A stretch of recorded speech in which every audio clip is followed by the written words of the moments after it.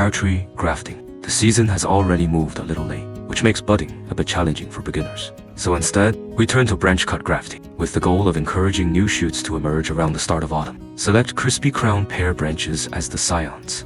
To preserve their excellent yield and quality, cut off 1 to 2 buds, shaping the lower end with a smooth, angled cut. Carefully align the cambium layers so they match. Allow just a hint of the white tissue to remain visible at the upper edge of the cut. Since the weather is warm and moisture evaporates quickly, keep only 1 bud to give it the best chance. Wrap the grafting point with film while leaving the bud exposed, and the graft is complete. See you next time. Pear tree grafting continues, this time using begonia as the rootstock. Here, a T-shaped bud graft is performed on a smooth section of bark. Because of the plant's natural, apical dominance, make a gentle slant cut just above the grafting site first, to ease the flow of water and nutrients. Then, create a neat T-shaped incision below on the smooth bark, and insert the prepared bud. By now, it is the great heat season, a time when growth begins to slow. Choose buds with a slight woody texture, and insert 2 instead of 1, to increase the chance of success. Wrap the graft carefully, leaving the buds exposed. And with that, the process is complete. Let's meet again on August 8th,